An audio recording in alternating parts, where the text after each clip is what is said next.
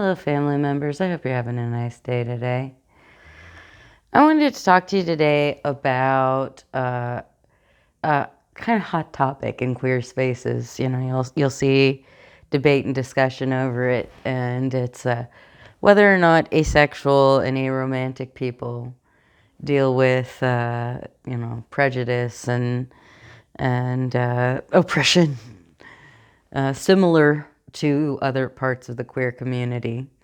Obviously, all the flavors of this are different, but a lot of people have this weird idea that because we don't necessarily want to get married to somebody of the opposite gender, that the people that oppress them are just cool with us because we can pass as one of them or whatever.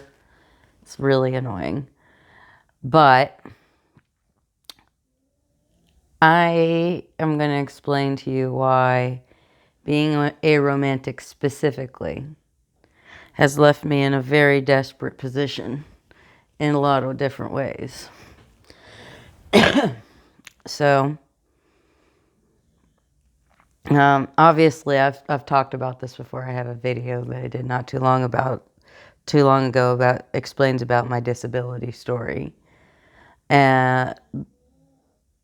and so if you want more details, just check that out. But the main thing to know is that I went from somebody who more or less lived alone, worked a pretty decent work from home job, made good money.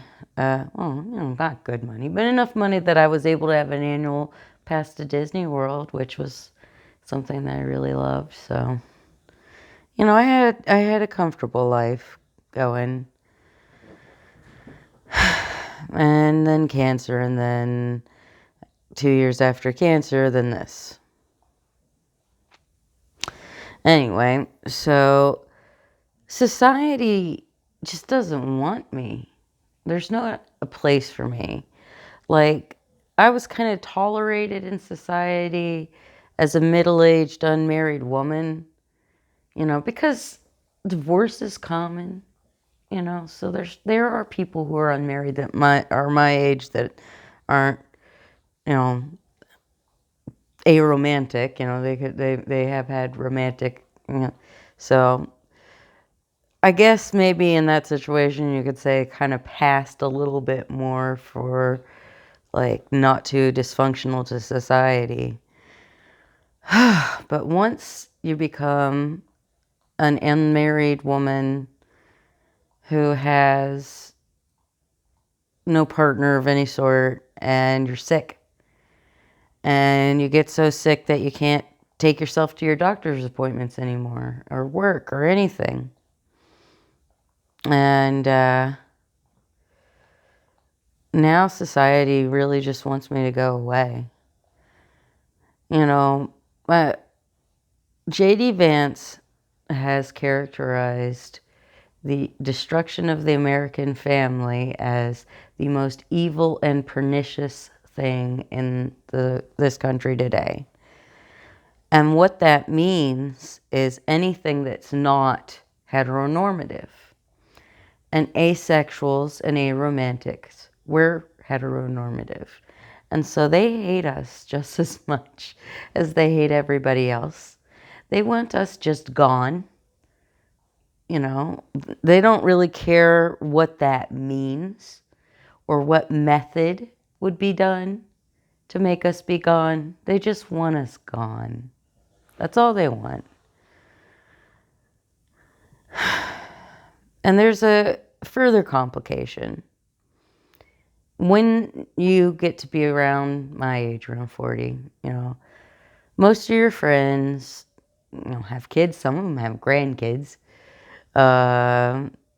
Or, they have like marital drama, or their parents are aging and they're having a lot of struggle taking care of those aging parents, or their siblings' children are having some, everybody I know, all of my friends, all of the people in my peer group are so stretched out and they have absolutely no time, money, energy for anything more than just doing what they have to get through the day. And what that means is I don't really have a lot of people I can reach out to and get support. My friends love me and they want to do what they can for me, but what they can do is very limited because their lives are very structured. They all are going through stuff, relationship issues, family issues, professional issues. That's often a problem. Sometimes housing issues, there's just a lot people are having to deal with. And we are in that sort of sandwich generation where we are kind of having to take care of elderly parents, or at least, try to. If you know, you know. But, and then take care of kids or, in some cases, grandkids, depending on how early someone decided to start their family, So, it's a very, I don't even know how to say it. I feel very trapped. That I was telling my ex-girlfriend earlier, that I always think about that quote from Bobby McGee about freedom is another word for nothing left to lose. And that's a good thing and a bad thing, In some ways, it's nice to be free. Sometimes it's nice to just step back and let go of all responsibilities and be free. But it also means that you have nothing. And humans are meant to have. We're meant to have homes.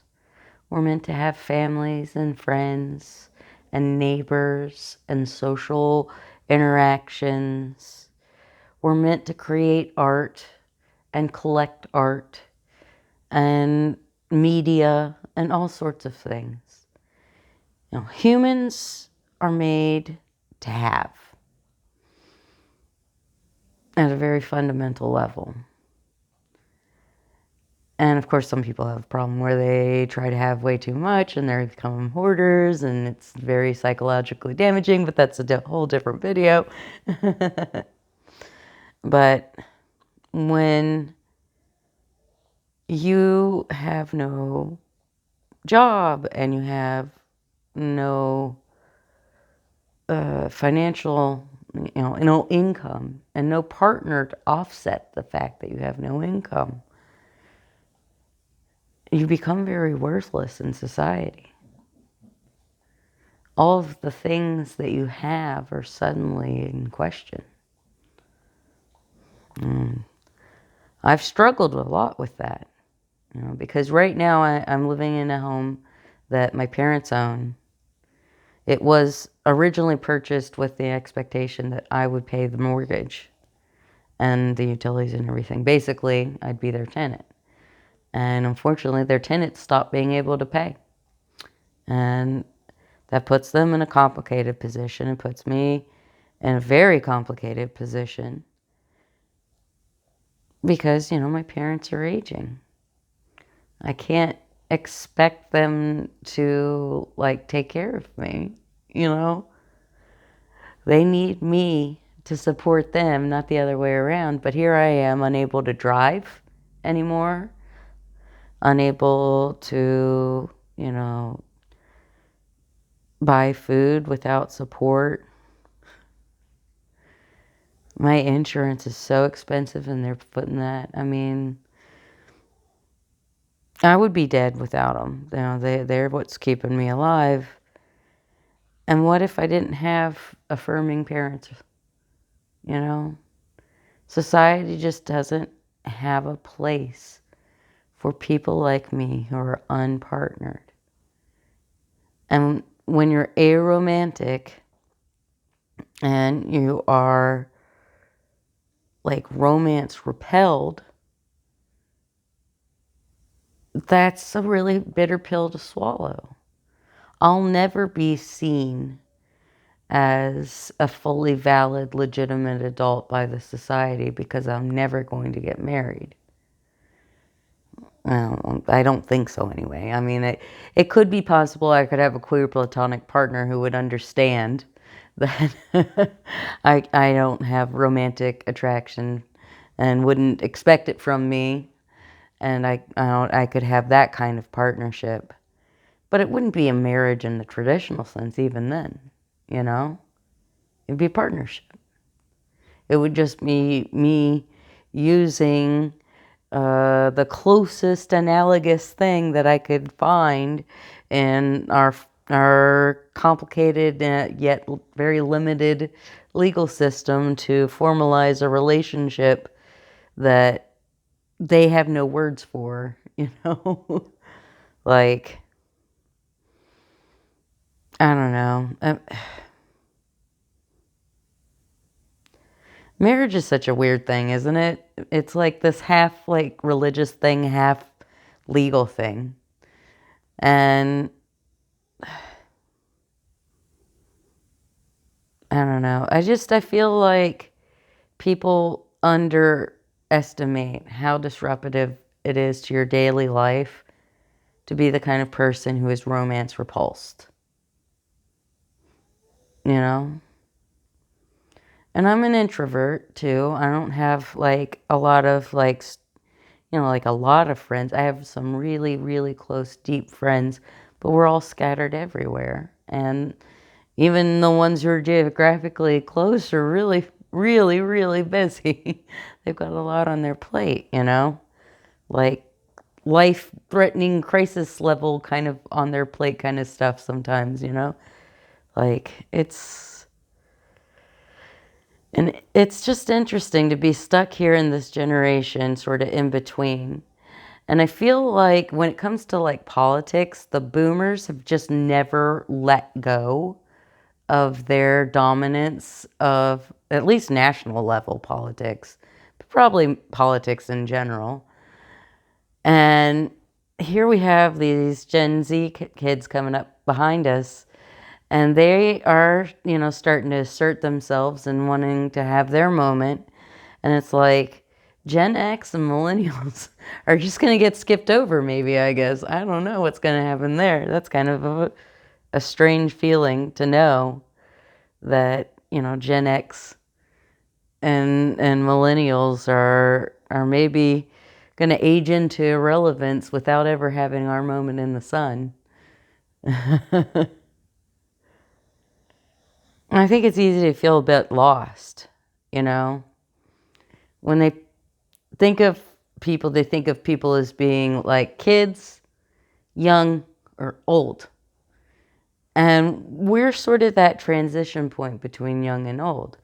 Now, to me, I'd say my 30s were my peak.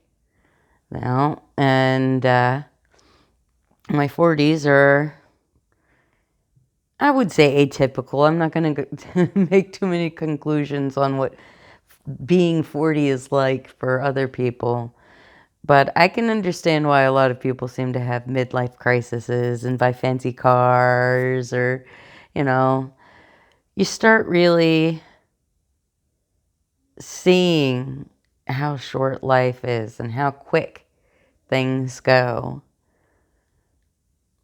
But the weird thing is you're no longer a demographic that is defined. You're not the 18 to 34 demographic, but you're also not a senior citizen. You're just sort of whatever, And I think it's easy to be kind of dismissive of, the importance of people who are around our age that are getting, responsibilities thrown on them from all directions. And we deserve we deserve to have our stories told too. Mm. I'm honestly just so tired.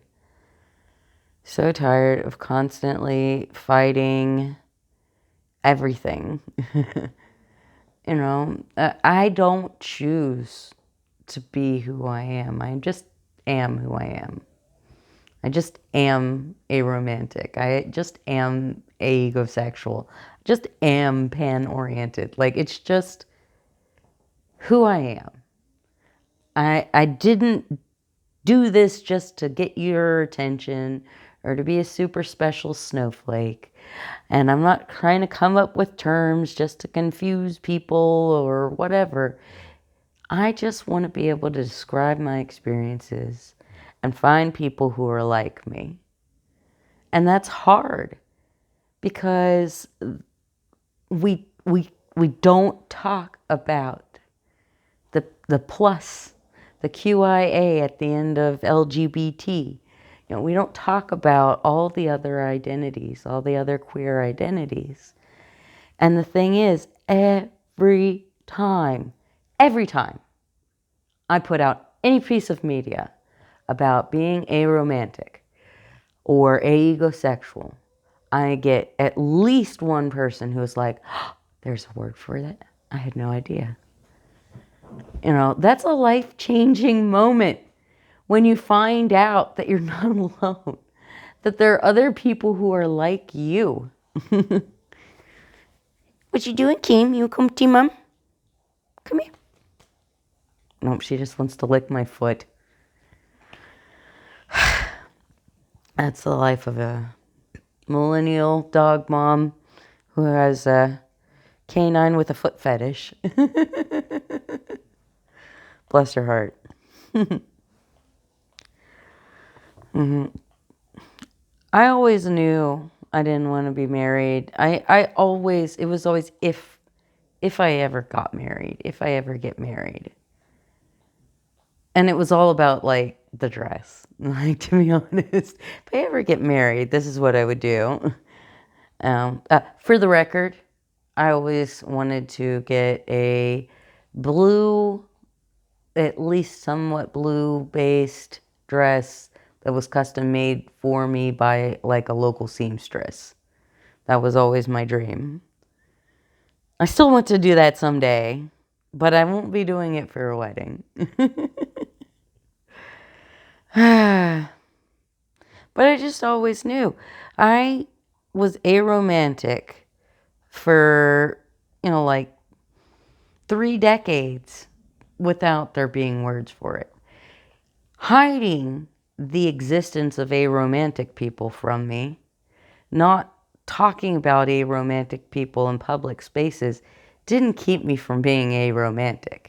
You can't do that. You can't just not talk about gay people and expect that they'll just go away, or trans people and they'll just go away. Okay? That's the thing that people who always, they want to do this like national divorce thing or whatever. Everybody is different. Queer kids are born to straight parents all the time.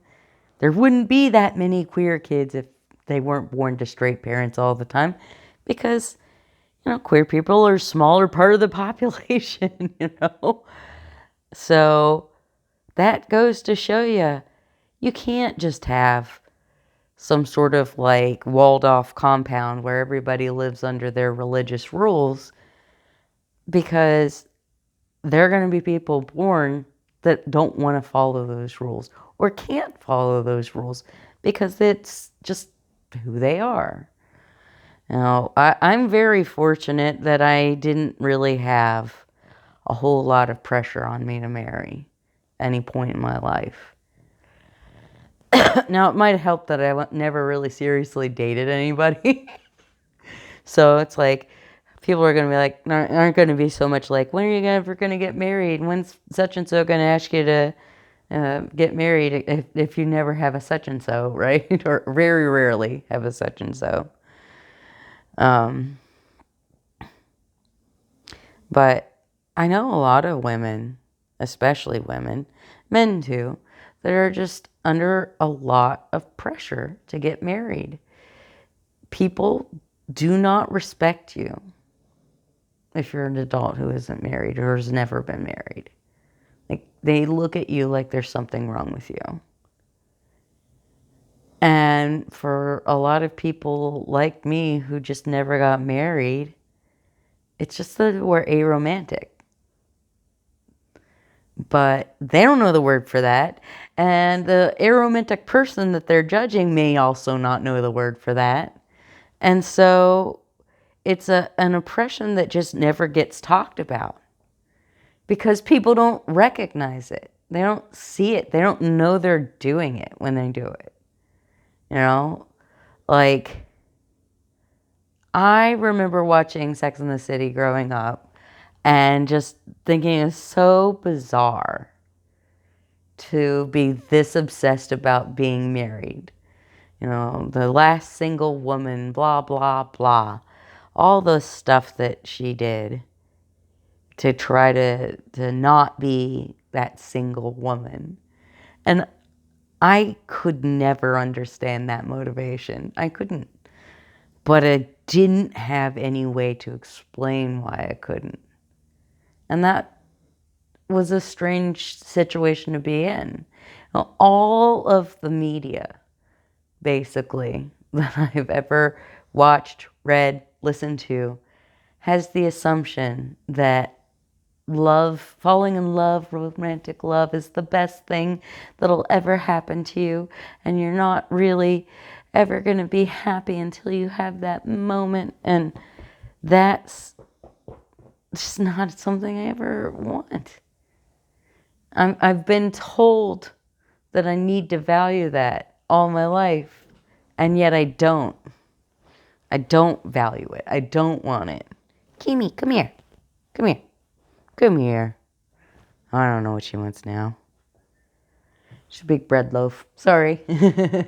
Keep getting distracted by my big bread loaf. I'm a dog mom. I'm a cat mom. I'm a good friend. I'm a caring daughter. I do the best I can. I'm a valid, important, you know, fully realized adult human being with or without ever wanting to be in a romantic relationship.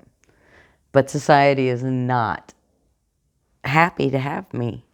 They don't want me. They don't want people like me who challenge the assumptions that they live by.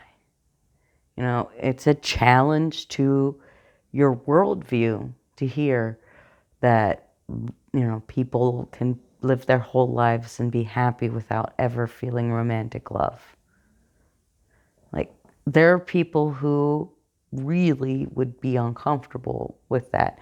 And if you're not one of those people, that might be kind of weird for you to hear. But it's true, you know. Conservatives really like conformity. They really want people to follow the rules, live by the rules. Now, they also like it when you're like a little bit, you know, bad.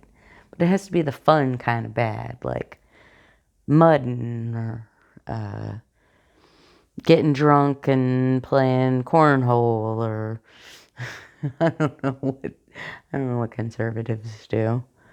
But the truth of the matter is they've always not liked me from the time that I was a kid. I was the kind of kid who, in 6th grade, I remember not having anyone to eat with at lunch and hiding in the bathroom.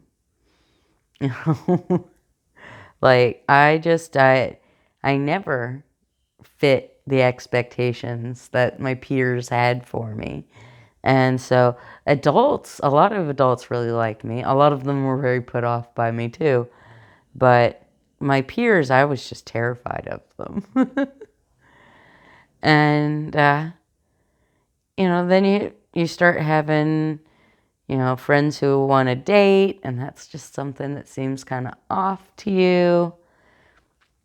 One of my best friends in mostly high school was somebody who later came out as a lesbian.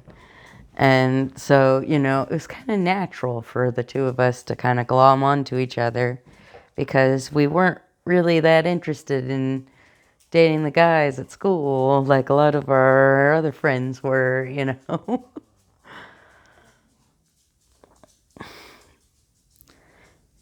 Queer people need community. We need to be able to find each other.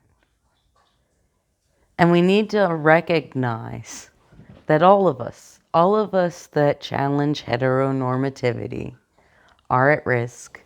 We're all queer. We all need to support each other because they don't want me to exist. And there's only one way to really get rid of me. The only way to get me to stop existing is to make me not exist anymore. Because I can't change who I am. Believe me, if I wanted to, I probably wouldn't be able to, but I don't want to. Even if I wanted to. If I could snap my fingers and be like typical, mainstreamy type millennial woman at my age with all the accoutrement, the beige mom aesthetic, all of it. There's no way in hell I would do that. No way. I like who I am. And you know what? I don't have any problem with people who like being beige moms. That's their business. If that's their aesthetic and they want to live their life that way, I support them. But that's not who I want to be, I don't have a problem with people who want to live their lives in a vastly different way than me. As long as they understand that, one, if they have children, their children may not want to live that way, and they got to be okay with it. And two, they shouldn't be imposing their views on other people. Kimmy, are you trying to ask us to go outside? Oh, yeah. Okay. Well, I guess I got to wrap this video up because my dog needs to go outside. That's all right. I pretty much went over everything I needed to go over anyway. Well, I'm sure you want to see this little fluff if you can. There she is. There's Mama Kim. All right, I'll take you outside. She knows the word outside. All right, take care of yourself, family members. I'll talk to you soon. Bye.